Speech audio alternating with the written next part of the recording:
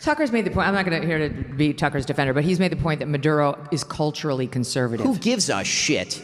The guy's a communist dictator. Everyone in his country is eating dog. He's shipping fentanyl to the United States to kill Americans. Why do I give a shit whether he's anti-LGBTQ rights? This is the number one thing about Nicolas Maduro. You know how far down the list you have to get before you can get to anything remotely recommendable about Nicolas Maduro? Holy crap, Megyn Kelly was not prepared for this version of Ben Shapiro. Take a look. I think I felt differently after I saw what he did with Nick Fuentes, and after he proceeded, in my opinion, to spend the subsequent weeks doing literally nothing to fight the left. I say this with sadness because Tucker used to be, I think, a deeply important part of the conservative push to win. The number of times that Tucker Carlson has mentioned Zoran Mamdani since October 5th on his show is once. And it was in the context of Marjorie Taylor Greene and Tucker Carlson talking about the appeal of Zoran Mamdani. Just by way of contrast, not because I'm a perfect representative here, but because you talk about Zoran Mamdani a lot. A lot of us have. Since October 5th, I did 17 separate shows on Zoran Mamdani, including 4 in the last week before the election. Okay, because when you're orienting against the left, you really should orient against the left. Okay, so a lot in there. I think, just to be clear, so the breakdown from the detente after Charlie was him interviewing Fuentes. Was that the next thing that happened that led to the blow up? I mean, yes. I mean, okay. I had not spoken a word. There so it were wasn't things that he attacked you, or you had something? No, I don't care about people attacking interview. me, and I don't think Tucker cares about people attacking him. I mean, again, we're professionals. We're in a business where people comment on what we say publicly. Again, this is why I think you and I differ on our angle with regard to, for example, Candace Owens. I think that what Candace Owens is doing right now is evil. It is evil what she is doing right now. Okay, and I say that again. But what? Because I didn't opine on whether it's evil or not, but my position is it's really none of my business. And why is it? But I have a question. Why is it none of your business? I mean, you comment on these things for a living. I'm not mother of the internet. No, but if this were on the left and somebody were accusing Charlie Kirk of his wife having murdered him, I assume that you would be talking about it. Is that what Candace is accusing Erica of? Yes. Of murdering her own husband? She's accusing TPUSA insiders and other members of the right wing, including Seth Dillon, of being involved in the murder of Charlie Kirk, yes. Okay. Like I said, I don't take in that content, which is an honest statement. I don't have time to watch Candace's show. I believe you. But the point that I'm making is that what I understand friendship Candace should not, in our business, I think it's important. Listen, friendship should not trump. We don't even know each other. I understand, but even with Tucker, friendship should not trump our manifest requirement to speak out when people do and say things that are both detrimental to conservatism and morally wrong. Okay, so I don't totally disagree, but I think the way of handling that, at least for me, is much different. So I saw things go south between you and Tucker, at least from my vantage point, when you disagreed on Israel. That was obvious. And he was, let me just make my point. Sure. And so he was saying things that were critical of Israel and our policy towards Israel. And then you did one show where you did what I thought you should have done if you disagreed with him, which clearly you did, which is say what you believe and what you think is factual and educate your audience on what you think are the real facts and give them the evidence for it. But you named him and it felt like an attack. And that, to me, was the beginning of the end, where he was like, now it's on. Because he felt personally attacked by you, as opposed to just challenging his idea. I think you named him and you kind of diminished him. And, he's an 800-pound gorilla, and if you mess with a gorilla, he's going to fight. And to me, that's where it started to go south. And because I remember that day being like, oh, shit. Well, I don't want to see this. But here's the thing. I would urge everybody to go back and listen to the show that you're referring to, where I criticized Tucker's ideas, not Tucker as a person. Tucker then responded by claiming that I do not love America. That is a direct quote. That I do not love America because I was spending too much time covering the October 7th attacks, and then proceeded in January to then say that I wanted his children to die in a foreign war. Okay, so those are different. That's a rhetorical no, it point. is not. I'm sorry, it's not. An attack on motivation is a very different thing from an attack on an idea. His point was that you were sounding like a neocon, and he's upset with anybody who wants us to get too involved in Israel's conflict because he feels it endangers American children. Okay, the idea that, number one, the idea that I want the United States to be directly involved in Israel's conflict I is not get it. true. No, I know that, Ben. I've been urging Israel to get off of American aid for literally as long as I have been active in politics. But I'm making That clear is what not- his point was. But my point is that that's not his point. And again, none of this. So we blew disagree. We disagree on the interpretation of what Tucker has been doing for Correct. the past 2 years, and Yes. it's very difficult for me to believe that Tucker is merely anti-Israel when, for example, today in his newsletter, I mean, I can directly quote it if you'd like. In his newsletter today, he claimed that Zoran Mamdani is not anti-Semitic. This was his newsletter today, this morning. I mean, I'm happy to read the text. It's a little extraordinary because again, it is kind of shocking stuff. So here's what Tucker Carlson wrote in his newsletter today, or what his newsletter says under his name. He said, "Is the incoming mayor a fan of Israel? Does he want America to fight its wars? Not particularly. But a Jew hater? That's a different conversation. We've never seen anything to suggest he falls into that ugly camp. If we're talking about fighting the left, defending Zoran Mamdani, who literally said that he has no opinion whether Hamas should disarm, who posed alongside the 1993 World Trade Center unindicted co-conspirator, who would not disown globalize the Intifada, who suggested that whenever there is a New York Police Department boot on somebody's neck, it's an IDF lacing the strings, to suggest that that's not anti-Semitic in any way? No way. Okay, but listen. I'm going to give you a defense of Tucker here, and I don't need to defend Tucker because I'm not Tucker. Tucker can But perfectly I'll well just defend say, I himself. think in general, because I know him and I listen to him and I understand generally where he's coming from. He would say his problems are with Israel, and he would say that shot that Mamdani laid against the IDF is a shot against the IDF and Israel and how he thinks they're pro-war, not against Jews. Okay. And I think all I can say is when Tucker Carlson finds himself Ben. in complete alignment with Zoran Mamdani, it is very difficult for me to believe that he does not agree with Zoran Mamdani. Is in a place right now of the same place that Charlie was getting to toward the end of his life, the same place that some people had tried to drive me, which is you're under withering, nonstop accusations of being something you know you're not. Well, but from some people who you love and who you've been protecting, at least in my case and Charlie's case, for 2 years, who you've been completely defensive of. Megyn, and Charlie and I both felt, and because we talked about this on my show, like, what's happening here? Why are they dropping charges of anti-Semitism against us when we love Jews and we're both open Semites? We're Zionists. So Megyn, you may notice, I'm just talking about me here. Are there people who are overzealous? Sure. Have I ever attacked you? No, never. Did I ever attack Charlie publicly about any of this? No. Okay, he and I had disagreements behind the scenes. Did I ever?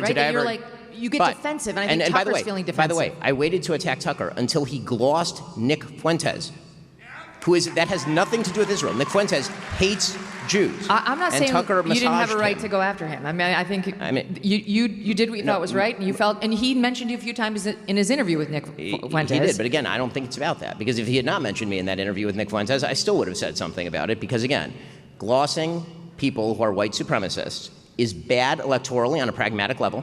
A right wing that embraces its own fringes will end up in the same position as a left wing that has embraced its fringes. Okay, so that's why I want to get into it. Embraces. Yes. So now, having spoken to Tucker, I actually see that interview very differently. And I did listen to the interview, and I knew what Nick Fuentes was.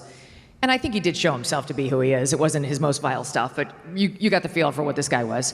But I really think Tucker was talking to him, Ben, to put like a bumper on this guy. Because what Tucker was urging him the whole time was to understand that collective punishment for any one group of people is wrong. It's deeply immoral, and it's anti-Christian, which this guy is supposed to be, and reminding him of how deeply immoral that is, that you should not be looking at a group of people, whomever it is. The left does it to everyone, whites mostly, but like this collective shame, white men in particular. And there's a group of people like Nick Fuentes that does it to groups of Jews. And he was making the case throughout the whole interview in the way that Tucker does. He's not like you or me. He's not like pointed and cross-examining. That is not true. And was making... That is fundamentally untrue. No. Ask Senator Ted Cruz whether that is true. He gave it to Ted Cruz because Ted Cruz is a politician. That's hold up. So only politicians get cross-examined? You don't. Well, look, Truly? It depends on the person. Tucker would never cross-examine a person who is not a politician. That's his rule. Tucker has excoriated public figures who purport to speak for us and represent us for many years. Nick Fuentes is a podcaster civilian. Okay, I just have a question. We all in our industry are constantly excoriating people who are in our industry. It happens all the time, every single day. Okay. Okay. Again, but we're talking about his interviews. We can agree to disagree on your interpretation of what Tucker was doing there. I think everybody should watch and determine for themselves what they think Tucker was doing in that interview. And I urge you to watch it back to back with the Ted Cruz interview to determine whether you think that was an aggressive Tucker Carlson interview. And you can judge for yourself. I didn't say it was aggressive. My opinion. I didn't say it was aggressive, and I don't think he would say it was aggressive. And I think his point was, this guy, first of all, he's become a behemoth, sadly. He's got 5 million viewers on Rumble. He's got 1 million followers on X. I agree. This is all before Tucker Carlson. And he was platformed, I hate that verb, but he was platformed by Patrick Bet-David. And he went on Dave Smith's show, and he went on another big show. He's been getting more and more purchase in the political ecosphere, including right wing. And I think that's Patrick bad. Bet-David has a huge show. I know, but did you Bet-David know did that Patrick Bet-David had him on? Patrick Did his Bet-David- life blow up? Patrick Bet-David did a significantly more aggressive interview with Nick Fuentes than Tucker did. Okay, but my point is simply he's growing. He's growing in stature. And so what I saw Tucker do was not whitewash his ideas, but try to put bumpers up on the guy. I know Tucker well, and I think that was his approach. And the way, if you want to put a bumper up on Nick Fuentes, is it helpful to say, you're fucking vile, you're an anti-Semite? Yes. No, it isn't. Yes, it that is. doesn't put a... Yes, it No, is. it isn't. That makes Yes, the it audience feel good because you have hand-to-hand combat, but it doesn't help change that guy's view or his extremeness at all. Okay, I'll tell you what doesn't change Nick Fuentes' view. Tucker Carlson with his arm around Nick Fuentes, grinning for the camera, while Nick Fuentes tweets out America first, and then triumphantly goes on the air the next day to explain that he has essentially used Tucker Carlson as a vehicle for manipulating other people. Okay, that's what Nick Fuentes is saying, not me, Nick Fuentes. Okay, and Nick Fuentes, and by the way, I will again say that Tucker Carlson, when you say to somebody in an interview, do you condemn anti-Semitism? And then the person says, sure, which is what Nick Fuentes said. He said, I'm not an anti-Semite, which is blatantly untrue. Yeah. A responsible journalist would then follow up, demonstrating that that is false. Tucker did not do that. He allowed him to get away with that, and then he allowed him to talk about, quote-unquote, organized Jewry, followed by Nick Fuentes being treated to a disquisition by Tucker Carlson about why Christian Zionists of all human beings on earth are the people that he hates the most. He took that back. You can't take that back. How do you take that back? He did. How? Because he went, he spoke then he should explain why it was wrong. He should explain why Christian Zionists are actually wonderful people. Tucker is very quick to self-flagellate, and he went on with Dave Smith the next day, the next week, whatever, Monday, Tuesday this week, and said, that was stupid. I didn't mean that. He said, I'm angry at people like Lindsey Graham. I'm angry at people like Ted Cruz because he thinks they run headfirst in these conflicts and they don't think about what's going to happen to American kids. Hold up. If we're talking about firing inside the tent, everything Lindsey Graham, okay, and I'm not a huge Lindsey Graham fan. He votes with the President of the United States 100% of the time, and Tucker spent yesterday's show excoriating him as a psychosexual death worshiper. Does that sound like firing outside the tent? Again, these are the questions. I'm not offended. Again, the questions that I'm asking here, I'm not asking you to do anything, Megyn. No, I know. Okay, I know. I'm not. Our beef is not with each other. I'm not, okay? When I draw a line with regard to what I believe Tucker Carlson is doing to the conservative movement and what he is fomenting, that is because that is my info, and everyone can make their own decision as to whether they think that I am right or whether I am wrong and where they choose to draw the line with regard to the conservative movement. The question for me is always whether somebody's statements are forwarding moral values that I think are worthwhile. I did not get into this business for the money or for the clicks. You didn't either. Neither did he. What was that? Neither did he. I mean, he may not have. That's fine. I certainly did not. I'm only going to speak for myself. And what that means for me is that if I see somebody breach basic moral values by having on a Nazi, and in my own view, you can take your own view, in my own view, gloss the Nazi, then I'm going to speak out about that, and I'm going to point out that there is a long pattern of him ideologically laundering terrible ideas over the course of the last 2 years, ranging from traveling to Russia to sniff the bread and explain why the Russian regime is actually wonderful, to saying last week that the Venezuelan regime of Nicolas Maduro is actually not that bad because they're being attacked by, in his words, globo homo. Tucker's made the point, I'm not going to here to be Tucker's defender, but he's made the point that Maduro is culturally conservative. Who gives a shit? The guy's a communist dictator. Everyone in his country is eating dog. He's shipping fentanyl to the United States to kill Americans. Why do I give a shit whether he's anti-LGBTQ rights? This is the number one thing about Nicolas Maduro. You know how far down the list you have to get before you can get to anything remotely recommendable about Nicolas Maduro? I did ask him yesterday about the criticism that he didn't give Nick Fuentes a hard time, right? He didn't bring up the stuff that we've been talking about. No, he didn't. And here's what he said. It seemed to think that we've way overstated the number of Jews killed in the Holocaust. He's ripped on poor Usha Vance in the most offensive terms, which I mean, so what do you say to those people who say, why didn't you raise any of that?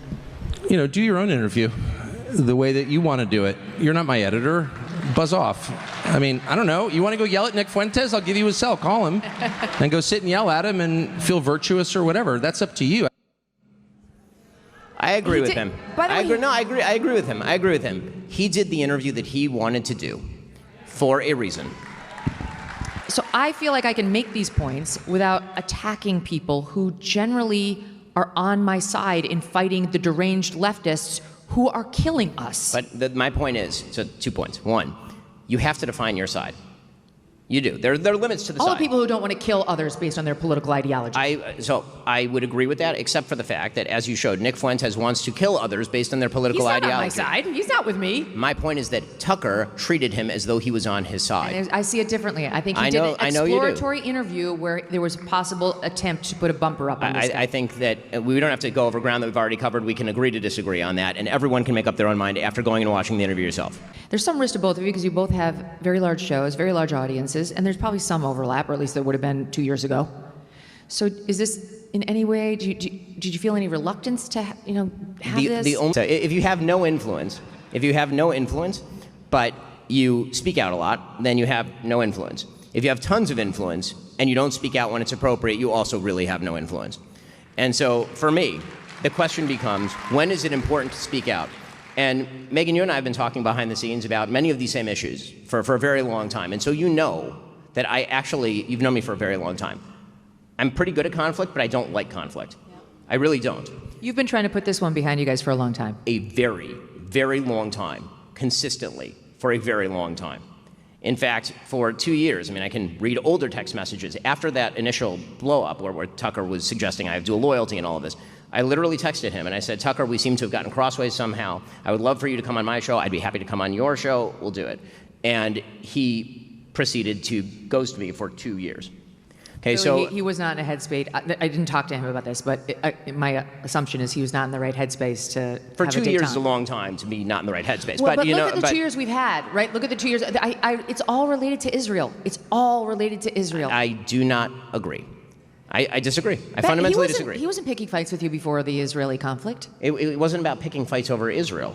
Okay, again, you're trying to turn it into he picked a fight with me or I picked a fight with him. No, for me, the question is the principles. It blew up over the past 2 years. I don't think that it's a coincidence that obviously anti-Semitism simultaneously blew up with the war of October 7th. Yes, that's but also true. So has conflict and controversy involving feelings over Israel. Of course. And now the war has been over for several weeks. And Tucker Carlson is writing newsletters about how Zoran Mamdani is not an anti-Semite. What does that have to do with Israel? I think that's a hangover from being called an anti-Semite at every turn and feeling angry about it. You know what? I'm a little tired of the excuse that if you are called something enough, that justifies all of the subsequent activity. I've been called every goddamn name in the book. Every name in the book, and I have not. But I have not shifted my positions because people call me names. That is a childish thing to do. Ben, with all due respect, and pardon the language, you did not have an entire country call you a Nazi for the past week. I think he's in a defensive place right now on charges of anti-Semitism. I'm not interested in his psychotherapy, Megyn. I am. I love him as I love you. Well, you know what? And that's why I started this off by saying you're empathetic and you're a wonderful person and you're a good friend, and I think that. There's a reason why in the medical industry you don't operate on your friends or your relatives. But you're telling me I need to. I'm not telling you. No, that's what I'm trying not to do. No, Megyn, actually, I haven't said that one time here. Well, I said that's why I'm doing it. I know, but there are many people and you're who urging are me not to. And I'm saying that is not a move that I can make because Tucker has already closed the door to the idea that we are on the same side. But he hasn't closed the door to détente. Let me show you another soundbite. Let me just show you one more. But is there any way that you and Ben Shapiro can actually find your way to détente? I'm not against Ben Shapiro. He did like a 40-minute thing yesterday calling me dangerous and all this stuff. It's like, I didn't watch it because why? But I got a lot of texts about it, and it's like, I don't think Ben Shapiro is driving a lot of this stuff. I don't consider him like the world's greatest force for evil. I don't feel that way at all. I don't actually think about him ever. So I don't want to have a war with Ben Shapiro. I don't know does he really think that me doing an interview in which I explained that anti-Semitism is wrong to one of the lead purveyors of anti-Semitism, that somehow makes me a Nazi? Like, what is the argument here? I'm going to ask him tomorrow night. No, but I don't even understand what the argument is. All I know is that the right, and I've been on the right since before Ben was born, is acting like the left in such an amazingly precise way that I'm like, what the hell is going on? I agree with Tucker that the right is in fact acting like the left by, again, massaging its radicals in the name of some sort of faux unity. That does not sound détente. Because again, I'm not, trying to turn this personal is a mistake. I know, but can it happen? If you, like that person who sent those texts from your end, is that person still willing to sit with him and work something out?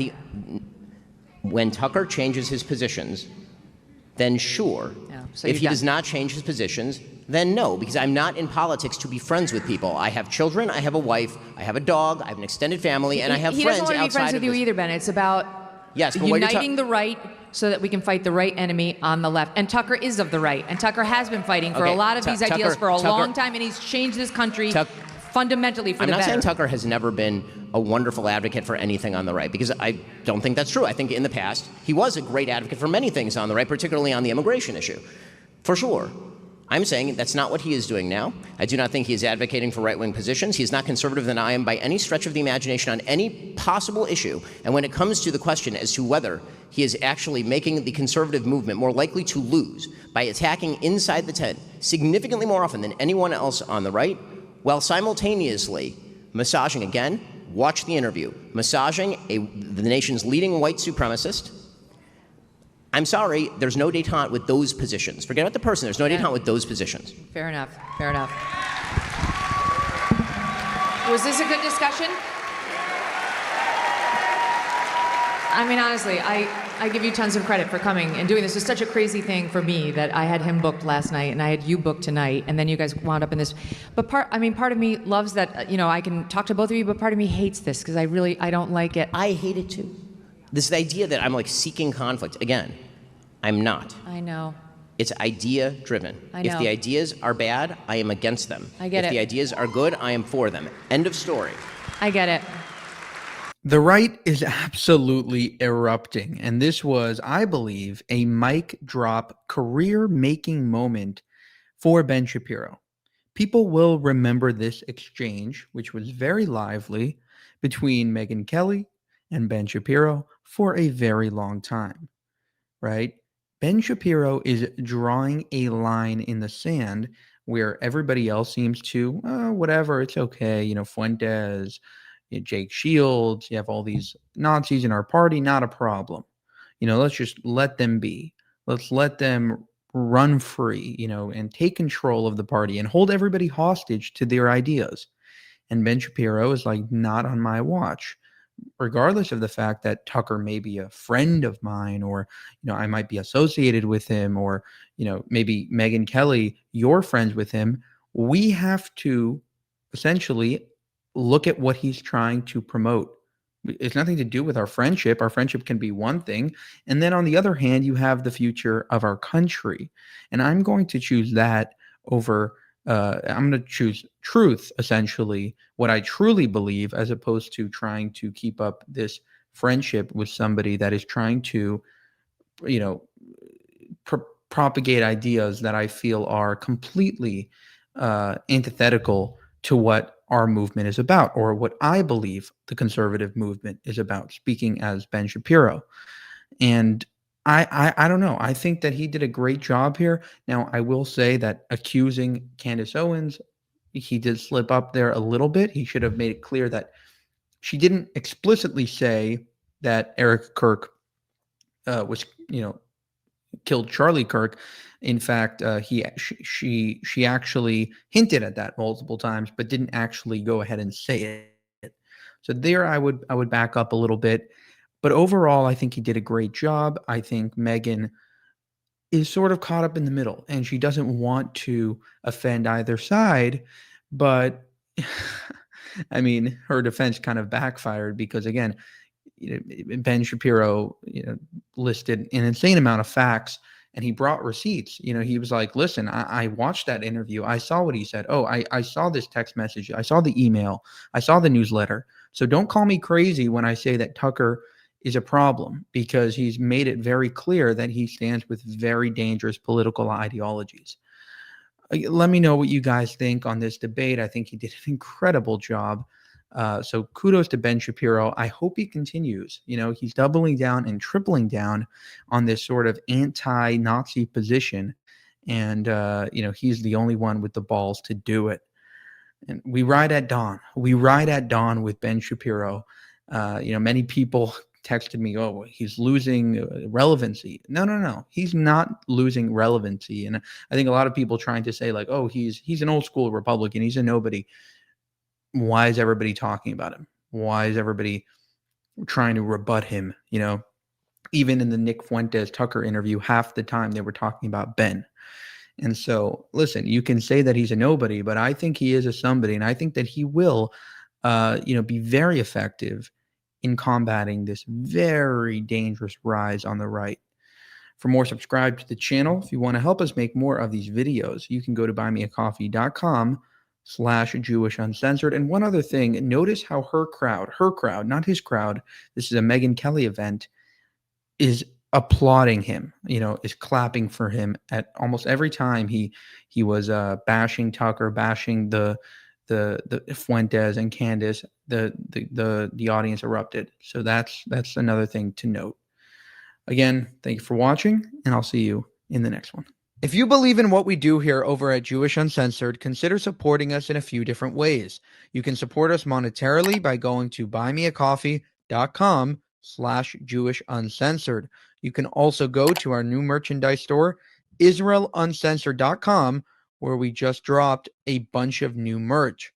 Additionally, to gain access to exclusive content, you can go to our memberships tab on this channel and join there. And finally, you can share this video with both family and friends in order to share this message with the world. Thank you so much for your support.